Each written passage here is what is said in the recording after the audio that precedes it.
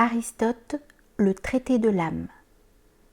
Le sens commun et ses deux autres fonctions. Puisque nous percevons que nous voyons et entendons, c'est nécessairement ou bien par la vue que le sentant perçoit qu'elle voit, ou bien par un autre sens. Mais dans ce dernier cas, c'est le même sens qui sera à la fois sens de la vue et de l'objet de celle-ci, la couleur. Il en résulte ou qu'il y aura deux sens pour le même sensible, ou que la vue sera sens d'elle-même. De plus, si le sens qui perçoit la vue est un autre sens, ou bien on ira à l'infini, ou bien l'un quelconque de ces sens sera sens de lui-même. Aussi est-il préférable d'admettre du premier lui-même cette aptitude. Mais voici une difficulté. Du moment en effet que percevoir par la vue c'est voir, et que ce qu'on voit c'est la couleur, ou ce qui possède la couleur. Si l'on voit une chose qui est elle-même voit, ce qui voit en premier lieu possédera aussi la couleur. Il est donc évident, répondons-nous, que l'expression percevoir par la vue n'est pas prise en une seule acception. En effet, tout en ne voyant pas, c'est néanmoins par la vue que nous discernons l'obscurité et la lumière, bien que ce ne soit pas de la même façon. De plus, ce qui voit est lui aussi en quelque manière coloré, puisque tout organe sensoriel est le réceptacle du sensible sans la matière. C'est pourquoi d'ailleurs même les sensibles une fois éloignés, les sensations et les images continuent d'exister dans les organes sensoriels. L'acte du sensible et celui du sens sont un seul et même acte, mais leur quiddité n'est pas la même. Je prends comme exemple le son en acte et l'ouïe en acte. Il est possible que celui qui possède l'ouïe n'entende pas et que ce qui a le son ne résonne pas toujours. Mais quand passe à l'acte celui qui est en puissance d'écouter et que résonne ce qui est en puissance de raisonner, à ce moment-là se produit simultanément l'ouïe en acte et le son en acte, que l'on pourrait appeler respectivement audition et résonance. Si donc le mouvement, l'action et la passion résident dans ce qui est agi, de toute nécessité, le son et l'ouïe en acte résident l'un et l'autre dans l'ouïe en puissance. Car l'acte de l'agent et du moteur se produit dans le patient, et c'est pourquoi il n'est pas nécessaire que le moteur soit lui-même mu. L'acte du sonore est donc son ou résonance, et celui de l'auditif, ouïe ou audition, car l'ouïe a une double signification et le sonore également, et l'on peut en dire autant des autres sens et des autres sensibles. De même en effet que l'action et la passion résident dans le patient et non dans l'agent, ainsi l'acte du sensible et l'acte de la faculté sensible résident dans le sentant. Mais dans certains cas, les deux actes reçoivent un nom, par exemple la résonance et l'audition, tandis que dans d'autres cas, l'un ou l'autre demeure innommé. En effet, on appelle vision l'acte de la vue, mais celui de la couleur n'a pas de nom.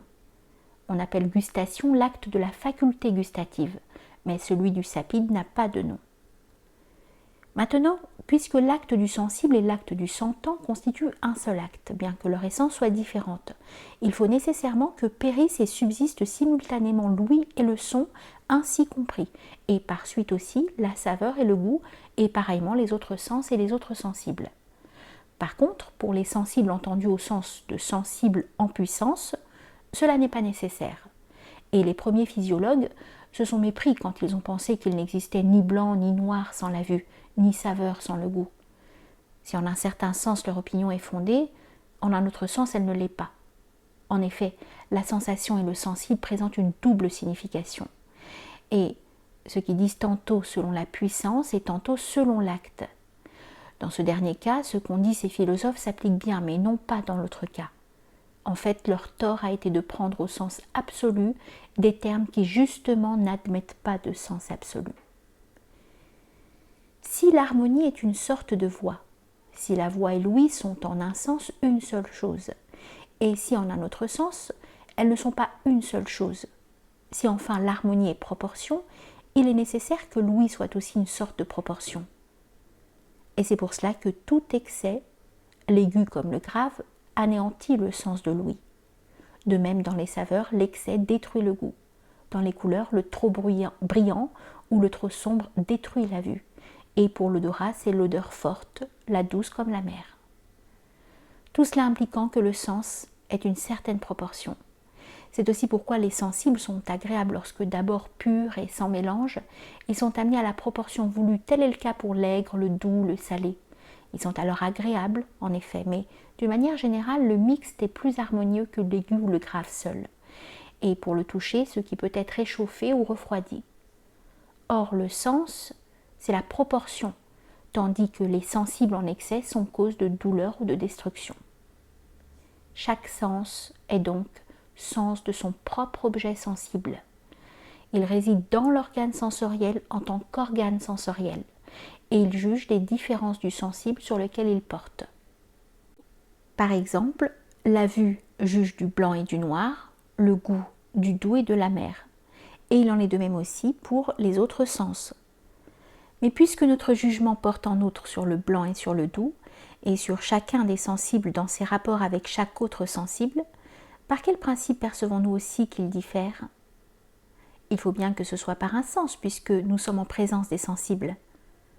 Par où il est évident aussi que la chair n'est pas l'organe sensoriel dernier, car il serait dans ce cas nécessaire que ce qui juge jugeât par contact avec le sensible.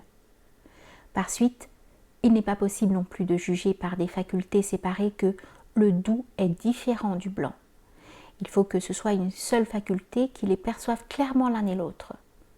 Dans le cas contraire, il suffirait en effet que je perçusse l'un et toi l'autre pour faire apparaître leurs différences réciproques. Mais il faut en réalité que ce soit une faculté une qui énonce cette différence, car on énonce que le doux est autre que le blanc. Ce qui énonce, c'est donc une seule et même faculté, de sorte que, de même qu'elle prononce, de même aussi elle pense et elle perçoit. Qu'il ne soit donc pas possible avec des organes séparés de juger les sensibles séparés, c'est évident. Et qu'on ne le puisse pas non plus dans des temps séparés, ce qui suit va le montrer. De même en effet que c'est la même fille qui affirme que le bon et le mauvais sont des choses distinctes. De même aussi, quand elle prononce que l'un est différent, elle prononce aussi que l'autre l'est. Et dans ce cas, le « quand » n'est pas accidentel à l'assertion. J'entends accidentel au sens où j'affirme actuellement qu'une chose est différente d'une autre, sans dire toutefois qu'elles sont actuellement différentes. Au contraire, la faculté en question prononce de la façon suivante. Elle prononce actuellement et elle prononce que les choses sont actuellement différentes. C'est donc en un même temps que la faculté prononce. Elle est par suite une inséparable unité en un temps inséparable. Mais pourrait-on objecter ? Il est impossible pour la même chose d'être mue en même temps de mouvements contraires, en tant qu'elle est indivisible et dans un temps indivisible. Si en effet le sensible est doux, il meut le sens ou la pensée de telle façon déterminée, tandis que l'amer meut d'une façon contraire et le blanc d'une façon autre encore. Est-ce donc que ce qui juge est en même temps d'une part numériquement indivisible et inséparable, et d'autre part séparé par les sens ? Alors en un sens, c'est ce qui divise qui perçoit les sensibles divisés.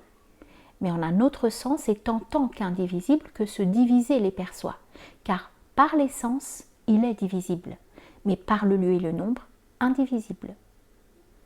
Ou plutôt, cette solution n'est-elle pas impossible ?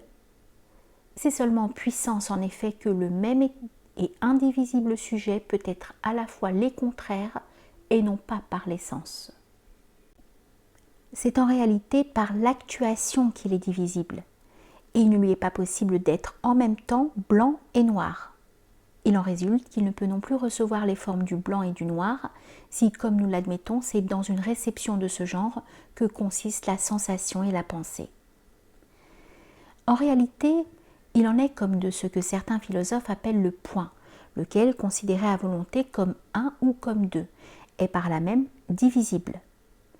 Aussi, en tant qu'indivisible, la faculté qui juge est une, et elle juge des deux objets simultanément. Mais en tant que divisible, elle n'est plus une, car elle emploie le même point deux fois en même temps. Donc, en tant qu'elle traite la limite comme deux, elle juge de deux choses, et de deux choses séparées, par une faculté en quelque sorte séparée. Mais en tant qu'elle traite la limite comme une, elle juge d'une seule chose, et saisit les sensibles en même temps. Ainsi, En ce qui concerne le principe grâce auquel nous disons que l'animal est capable de sensation, arrêtons là nos explications.